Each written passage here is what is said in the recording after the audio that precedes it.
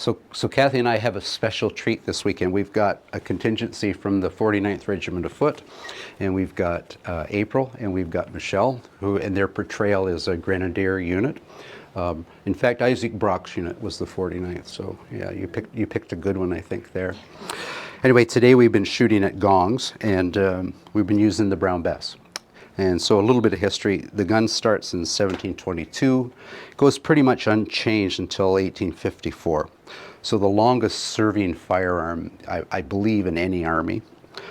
Certainly it played a huge role in the American Revolution, which leads up to the war that you guys portray.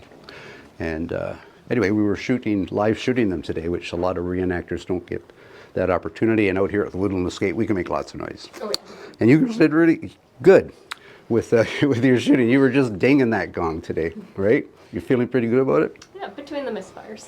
So you were out reconnoitering with your unit today. Did we find any Americans? Haven't seen any so far. No blue coats? Nope. But you fetched us some supper? That's right, we took a cow down, so we'll be having a beef roast tonight. Perfect. Well, at least we're going to eat well. If they don't show up, and we'll have a tavern night tonight. A little music. Anyway, thanks for coming, guys. Thank you, anytime.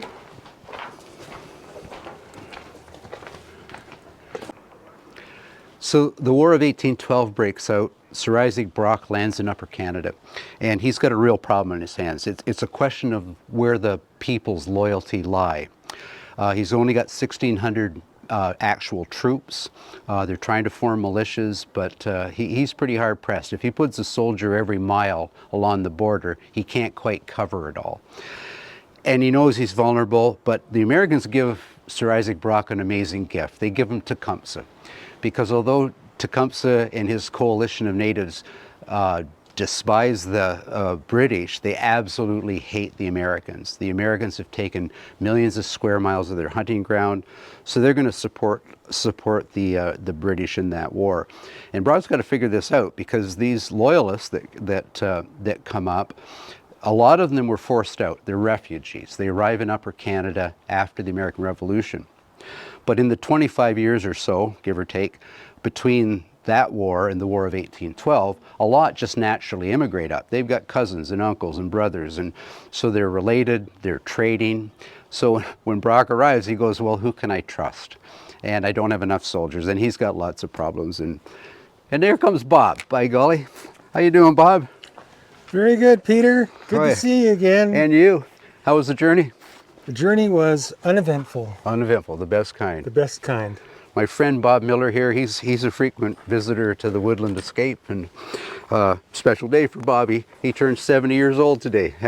Happy birthday. Against all odds. Yeah? Thank you. Bobby's an old fella compared to me. I don't turn 70 for another week and a half. Yeah. So Bob's portrayal is that of a British loyalist prior to early, so before the American Revolution breaks out. You know, when you have family, the main thing that we were looking at is, with our history, my wife is British. Mm-hmm.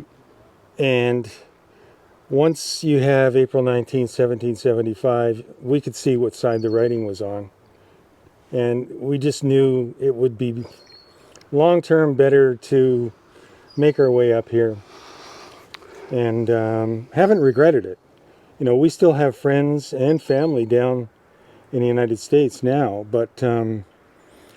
So your persona, your persona is, what's your name? Johann Mueller. Pleased to meet you, Johann. Mueller. That's a classic name. I like that one. Johann. And yes, of German stock.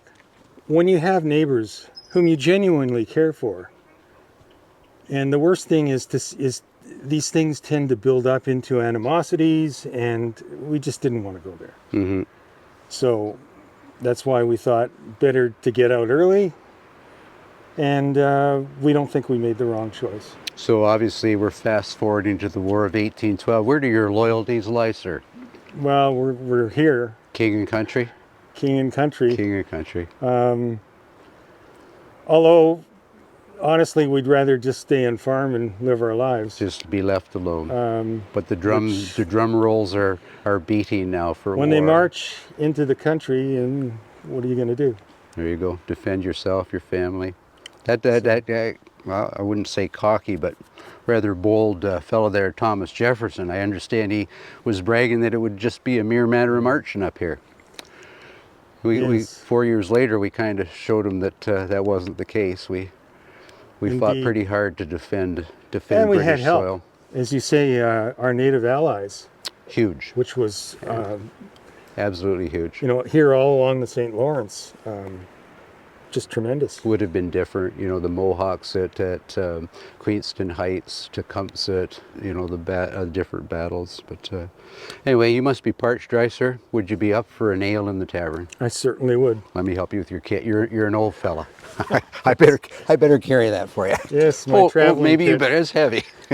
Come on in. Thanks. So how's your wife, Nancy and Daniel? They're actually a little bit happy that we're aging out. Really? You and I both from required muster duty. Oh yeah. Yes. Yeah, I'm almost 72. Exactly. We don't have to join the militia. Yes, but you know, I'm still going to tag along. Got to keep the young ones from getting lost in the woods. Right, that's sound advice. Sound advice. I'll join you.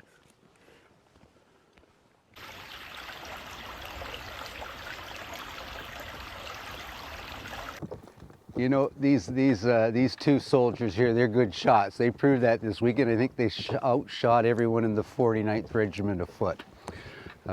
Anyway, Sergeant Ryan's loaned them to me for a bit, and what we're doing here is stretching buffalo hides. This is going to save me hours of work. That's really stretching them good.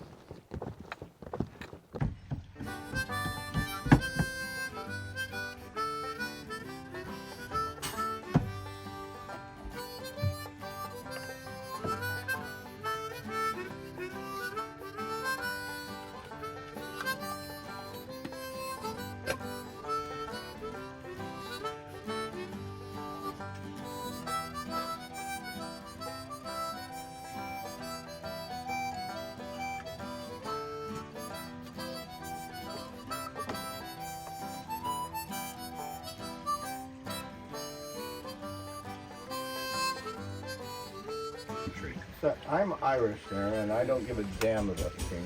Yeah, but do you have a choice, sir? No. Would you take the king's shillings? It's either that or starve. Yeah. Yeah, my mom and dad, they pitched me into the army. Too many kids in the house. There you go. Have fun, son. I hear it's for life.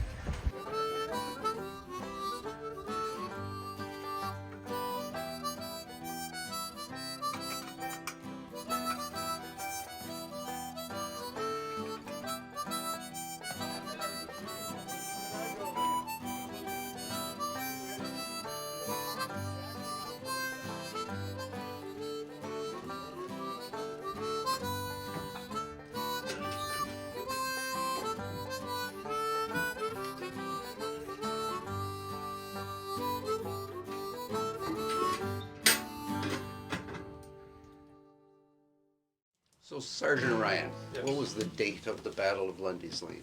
Late July 1814. Bloodiest battle on Canadian soil. Yes. A lot of casualties.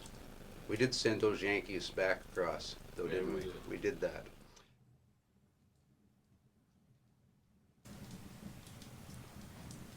So I'm going to play a tune that was written by a friend of mine out in Nova Scotia, Richard Fortier, and him and another friend, Al MacDonald, they provide a lot of the music that we play on the Woodland Escape.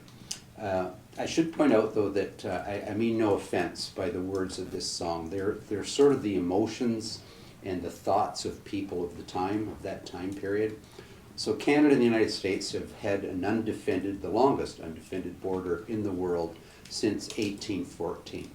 So we have lived in harmony now, let's see, 209 years. So I just want to give a toast to my good friends, our good neighbors. We've been trading partners.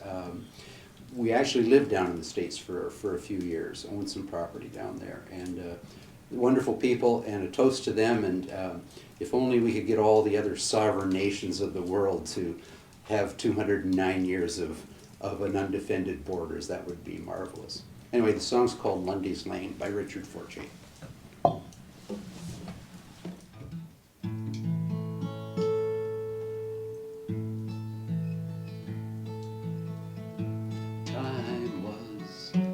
Europe cowered at Napoleon's feet. Only England then was saving her from slavery and defeat. And the self-styled land of the free saw the chance to advance their cause at the cost of Europe's liberty. And I took the British side back in 1812 when the Yankees went to war on us, and so undoing went.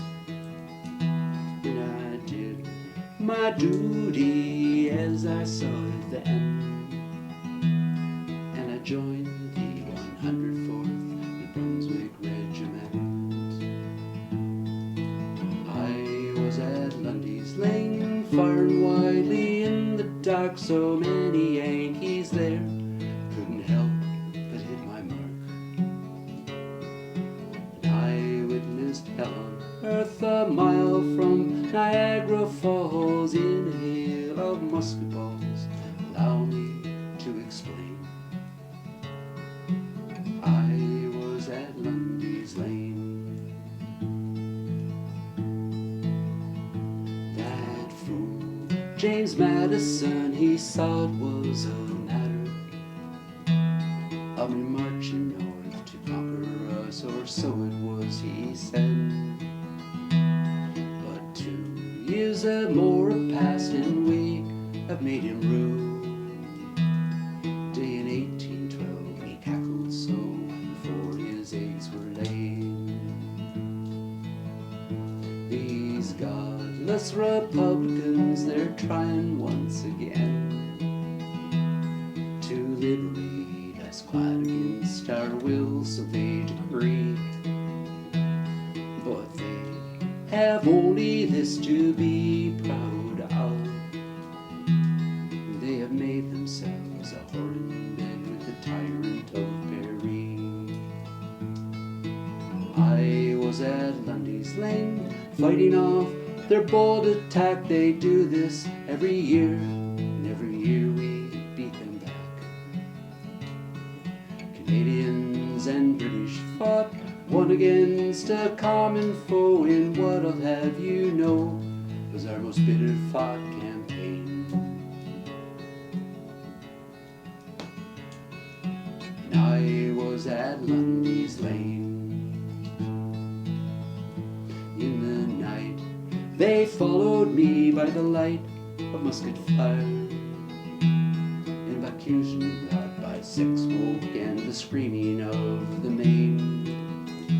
And I fought hand in hand or scrounged amongst the dead to replenish powder, flint and shot before the next rush came. And in the churchyard amidst the graves we met each fresh assault, till at length we gained the upper hand and we forced the foe to yield.